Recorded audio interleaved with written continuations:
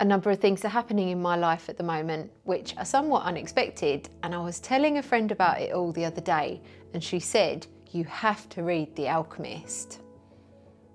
I don't often make book review videos. In fact, I don't think this is actually a book review video, more me sharing the insides of my mind and how it relates to this book. The Alchemist made such a big impact on me, I just had to talk about it. If you haven't read it, don't worry, I won't be sharing any spoilers. And if you have read it, then I'll be referencing some of my favourite lines, which will hopefully act as a reminder of some of the messages, and I'll also be sharing some anecdotes along the way. The Alchemist is a story of a young Spanish shepherd called Santiago, who has dreams of travelling to the pyramids in Egypt to find treasure. Through a series of uncanny events, he meets various characters along the way who teach him things and points him towards his goal. I like this book because it's a story of how following your heart can unravel into a series of random events, which ultimately leads us to finding our true self. You know that feeling when you can't stop thinking about doing something, or you have a curiosity that lives inside you, something telling you that a different path exists. If you know that feeling, this book is an absolute must-read for you.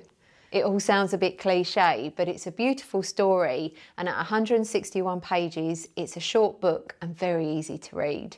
I don't usually read fiction, I prefer self-development books, but this has some wonderful messages, so it could be considered a little bit self-development. I've got a favourite part of the book, which is a bit unconventional, so I'll share that in a bit. Within the first few pages, I was hooked into the story. Santiago had wanted to be a shepherd all his life. It was a job that allowed him to roam the country, visiting new places and meeting new people. He loved his job and he loved his sheep, but he had a reoccurring dream which made him think there was something else he needed to discover. After meeting a mysterious character, he decides to leave his life behind in search of his destiny. The boy didn't know what a person's destiny was. The old man replied, "It's what you've always wanted to accomplish. And when you want something, all the universe conspires in helping you achieve it." I have a friend who's told me for years there's something inside him telling him that life should be different, but he doesn't know what it is. One thing he's mentioned in the past was becoming a radio presenter. The problem was he doesn't have any experience in that, nor the contacts. I expect many people have a similar feeling to my friends. Something is pulling them towards a different path, but most people choose to ignore that feeling, and understandably so. In the book, Santiago needed to choose between staying as a shepherd or to change paths and follow his destiny. He had to choose between something he had become accustomed to and something he wanted to have. 8 years on, my aspiring radio presenter friend, he chose to stay the same. Despite the omens, he didn't follow his destiny, and that's okay. He's like the crystal merchant in the book, scared of change, and his dreams of radio presenting slowly faded into the background, but his feeling that his life should be different has remained. There was nothing to hold him back except himself. This isn't me saying be reckless, leave your job, or leave your life behind in pursuit of your dreams. It's like the book says, this is about following the omens, seeing the signs, listening to your heart. And that could simply mean trying something new, exploring a childhood talent, or visiting a place you've been curious about for some time. In order to find the treasure, you will have to follow the omens. Omens are when you have an idea, a thought that keeps coming into your mind. Maybe someone says something that sparks a feeling inside you, or like my friend, you get a feeling you're destined for a different path. Even if you don't know what that path is, these are all omens. It's these reasons my friend recommended I read this book. Some things were happening in my life that I hadn't planned or expected, but they were all lining up and pushing me in a certain direction, but I didn't know if it was the right decision to follow them or not. Were they omens? That's when my friend said, you have to read The Alchemist. When someone makes a decision, he's really diving into a strong current that will carry him to places he had never dreamed of when he first made the decision. Early on in the book, Santiago meets an old man who gives him some cryptic messages relating to his reoccurring dream. Santiago sees this as a sign, an omen that will lead him to his destiny. I'm not sure how common this next bit is, but when I meet people, a bit like the old man and Santiago in the book, I get a sense of whether a person is near to or far from his destiny just by looking at them. It's a weird feeling and hard to describe. I need to show you something.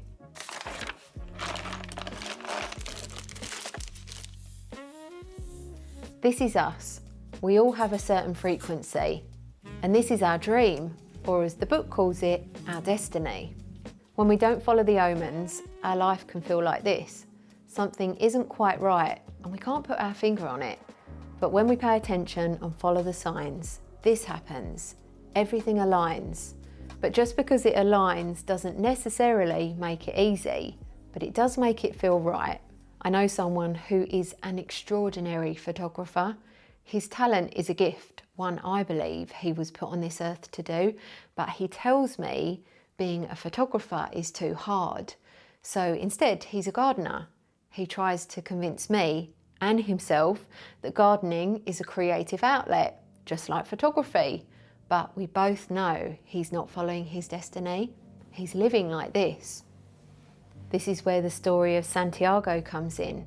Once he sets off on his adventure, he's faced with many challenges, some of which makes him doubt if he's made the right decision to leave Spain, his sheep and the life that he enjoyed behind. But he moves forward, he follows the omens, and he continues to follow his heart. The boy replied, "Why should I listen to my heart? Because you will never again be able to keep it quiet. Even if you pretend to not have heard what it tells you, it will always be there inside you, repeating to you what you're thinking about life and about the world. You will never be able to escape from your heart, so it's better to listen to what it has to say." I'd love to know, does any of this make sense to you, whether you've read the book or not? Or does it just sound like a load of mumbo jumbo? Let me know in the comments. Maybe you've read the book. Let me know what you think. But please don't share any spoilers, as I know there'll be some people watching this who haven't read it yet. Towards the middle of his journey, Santiago meets the Alchemist. For certain reasons, Santiago decides he's reached the point where he will end his journey and not continue towards his destiny. He asks the Alchemist, well, what if I decide to stay? In other words, what if he doesn't continue on his journey? And the Alchemist replies, let me tell you what will happen. And he explains that in the first year, everything will be great, that Santiago will accomplish good things, and you'll get better and better at understanding omens. Sometime during the second year, you'll remember about the treasure. The omens will begin insistently to speak of it, and you'll try to ignore them.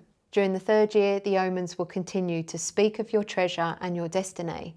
Then, sometime during the fourth year, the omens will abandon you because you've stopped listening to them.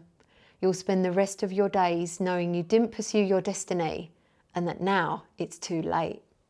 The omens do their best to encourage us to find our destiny, but if we don't follow them, then they become less obvious and the heart starts to speak more softly and things just kind of disappear into the background. But our dreams and curiosities never go away. They will always be there until our very last day. I know this sounds a bit deep, but I'm very passionate about people following their dreams. I've even written about it on my new merch. And I wrote this before reading The Alchemist. Then I read the book and it confirmed that my words were correct. This symbol here, it means create your own reality. And this message is echoed on page 17. Santiago's adventure, his destiny, it was a big one. A journey from Spain to Morocco, then across the desert to Egypt. But our destiny doesn't have to be as extravagant as Santiago's or as dramatic as me suggesting to my friend that he needs to pack in his job to be a radio presenter. This is simply about tuning in to our natural wishes, exploring our curiosity to live a life of continued learning and experience. My dad, for example, he had a feeling for years that he wanted to do an adventure, but he didn't know what that adventure would consist of. He'd never done anything like it before, and he was approaching his 70th birthday. Time continued to move forward, as it does, and he didn't know what he wanted to do. let alone if he was physically capable to be able to do the things that he imagined. Then he watched a film called The Way. He listened to his heart and followed the omens. And he decided he was going to walk the Camino de Santiago. 6 months later, at the age of 72, despite still working a full-time job, he took a sabbatical and walked 500 miles from France through Spain, doing the Camino self-supported, and loved every single moment. He followed the omens, fulfilled his destiny, and his heart is full. The boy thought about his treasure. The closer he got to the realisation of his dream, the more difficult things became. It seemed as if what the old king had called beginner's luck was no longer functioning. In the pursuit of his dream, he was being constantly subjected to tests of his persistence and courage. This is what the book calls the principle of favourability, the idea that when we start on our journey, things are easy, the world is working in our favour to help us discover our destiny. As we progress, the beginner's luck starts to dwindle, and that's when the challenges arise. And that's the point where most people stop. They give up on their quest. The challenges provide the lessons in order for us to find our treasure. My favourite part of the book is a part that's rarely spoken about, and it's actually the foreword, which isn't even part of the story. The foreword explains how the author, I'm going to do my best here, Paulo Coelho, followed his heart to become an author despite the challenges. I get the impression the author was 40 when he wrote The Alchemist. In the first year, he sold just 2 copies, after which his book publisher cancelled the contract. And he writes in the foreword, "I was 41 and desperate, but I never lost faith in the book or ever wavered in my vision. Why? Because it was me in there, all of me, heart and soul. As I wrote in The Alchemist, when you want something, the whole universe conspires to help you." It took 5 years for the book to pick up traction and has since sold 65 million copies, been translated into 80 languages, and spent more than 315 weeks on the New York bestseller list. Like Santiago, the author followed his heart despite the challenges, staying true to his destiny no matter what. It's the possibility of having a dream come true that makes life interesting. At the start of the book, Santiago feels a pull towards something, but he doesn't quite know what it is. He follows that feeling, and look what happens as a result. I had to reread the ending 3 times to make sense of it, because I almost couldn't believe what happened, but then it all made perfect sense.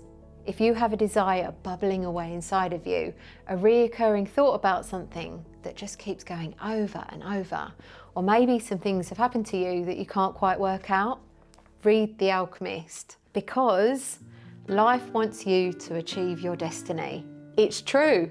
Life really is generous to those who pursue their destiny. It is such a good book. If you want to watch a video about me searching for my treasure, I'll leave a video about it here, and I'll leave a link to my new merch. I'll leave that up there.